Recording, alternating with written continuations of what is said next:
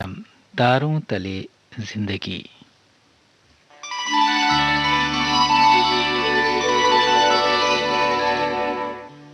तारों तले जिंदगी इस सीरीज में हम आपके लिए लेकर आए हैं हिंदी साहित्य जगत की कुछ चर्चित कहानियों और उपन्यासों पर केंद्रित नाट्य वाचन। इस कड़ी में प्रस्तुत है मुंशी प्रेमचंद का लिखा चर्चित उपन्यास प्रेमा। तो आइए सुनते हैं प्रसिद्ध उपन्यास प्रेमा का रेडियो नाट्य वाचन।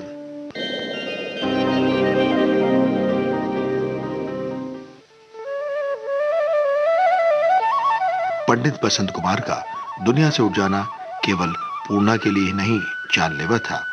प्रेमा भी उसी की तरह उसी के हाल में थी, क्योंकि उसकी सखी पूर्णा पर विपत्ति जो विधाता ने दी थी। अपना हाल बहुत शोकाकुल बना लिया था प्रेमा ने भी। अब सुनते हैं प्रेमा के रेडियो नाट्य वाचन की 18वीं कड़ी। बहुधा बापू अमृत राय की तस्वीर को देखा करती, और जब उनके प्रेम पत्र याद आते तो बहुत रोती। उसे अनुभव होता कि बस अब मैं थोड़े ही दिनों की मेहमान हूं। पहले 2 महीने तक तो पूर्णा को ब्राह्मणों को खिलाने पिलाने और पति के मृतक संस्कार से सांस लेने का ही अवकाश न मिला कि प्रेमा के घर जाती। उसके बाद 2-3 महीने तक वो घर से बाहर नहीं निकली। उसका जी ऐसा बुझ गया था कि कोई काम अच्छा नहीं लगता। हाँ, प्रेमा मां के मना करने पर भी 2-3 बार उसके घर गई थी, मगर वहां जाकर आप रोती और पूर्णा को भी रुलाती। इसलिए उसने अब वहां जाना ही छोड़ दिया।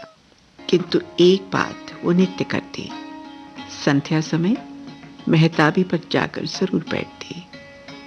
इसलिए नहीं कि उसको वो समय सुहाना मालूम होता था या हवा खाने का जी चाहता था, नहीं, बल्कि केवल इसलिए कि कभी कभी बाबू अमृत राय को उधर से आते जाते देखती।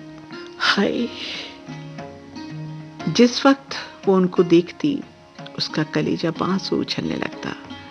जी चाहता कि कूद पड़ूं और उनके कदमों पर अपना सर रख दूं, खुद को न्यौछावर कर दूं। जब तक वो दिखाई देते टकटकी बांधे उनकी ओर देखा करती।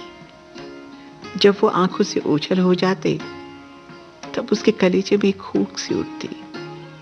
आपे की कुछ सुती नहीं रहती। इसी तरह कई महीने गुजर गए। एक दिन वो सदा की भांति अपने कमरे में लेटी हुई करवटें बदल रही थी कि पूर्णा आ गई। इस समय उसको देखकर ऐसा ज्ञात होता था कि वो किसी प्रबल रोग से उठी है। चेहरा पीला पड़ गया था, जैसे कोई फूल मुरझा गया हो। उसके कपूर जो कभी गुलाब की तरह खिले हुए थे, कुंभला गए थे। वो मृगी सी आंखें जिनमें किसी समय जवानी का मतवालापन और प्रेम का रस भरा हुआ था, अब अंदर घुसी हुई थी। सर के बाल कांधों पर इधर उधर बिखरे हुए थे। गहने पात का नाम ही नहीं था। केवल एक नैन सुख की साड़ी बदन पर पड़ी हुई थी। उसको देखते ही प्रेमा दौड़कर उसके गले से लपट गई और उसे लाकर अपनी चारपाई पर बिठा दिया। कई मिनट तक दोनों सखियां एक दूसरे को ताकती रहीं। दोनों के दिलों में ख्यालों का दरिया उमड़ा हुआ था।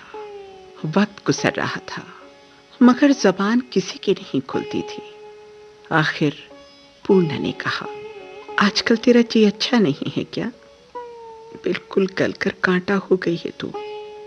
प्रेमा ने मुस्कुराने की चेष्टा की और फिर कहा, नहीं तो मैं तो बहुत अच्छी तरह हूं। तुम तो कुशल से रही ना। पूर्णा की आंखों में आंसू डबडबाए। बोली, मेरा कुशल आनंद क्या पूछती हो सखी? आनंद तो मेरे लिए सपना हो गया है। 5 महीने से अधिक हो गए, मगर अब तक मेरी आंखें नहीं झपकी। जान पड़ता है नींद आंसू होकर बह गई। प्रेमा, ईश्वर ही जानता है सखी, मेरा भी तो यही हाल है। हमारी तुम्हारी तो एक जैसी ही गत है। अगर तुम ब्याही विधवा हो तो मैं कुंवारी विधवा हूं। सच कहती हूं पूर्णा, मैंने ठान लिया है कि अब परमार्थ के कामों में ही जीवन बिताऊंगी। पूर्णा बोली, कैसी बातें करती हो? मेरा और तुम्हारा क्या जोड़? जितना सुख भोगता मेरे भाग्य में बता था ना, मैं तो भोग चुकी। मगर तुम अपने को क्यों खुलाए डालती हो? सच मानो सखी, बाबू अमृत राय की दशा भी तुम्हारी ही सी है। मुझे तो वो आजकल बहुत मलिन दिखाई देते हैं। जब कभी इधर की बात चलाती हूं तो जाने का नाम ही नहीं लेते। मैंने एक दिन देखा, वो तुम्हारा काढ़ा हुआ रुमाल पकड़े हुए थे। ये सब बातें सुनकर प्रेमा का चेहरा खिल गया। मारे खुशी की आंखें जगमगाने लगी। पूर्णा का हाथ अपने हाथों में लेकर और उसकी आंखों में आंखें डालकर बोली, सखी सच कहती हो? और क्या क्या बातें हुई? पूर्णा मुस्कुराकर बोली, अब क्या सारा आज ही सुन लोगी? अभी तो कल ही मैंने पूछा था कि आप ब्याह कब करेंगे, तो बोले जब तुम चाहो। मैं तो लजा गई।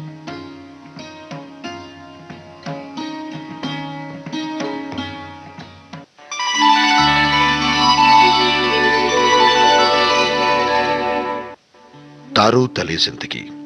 इस क्रम में अभी आप सुन रहे थे मुंशी प्रेमचंद का लिखा उपन्यास प्रेमा का रेडियो नाट्य वाचन। स्वर डॉक्टर ऋतु राजपूत का था और प्रस्तुतकर्ता थी काजल सूरी।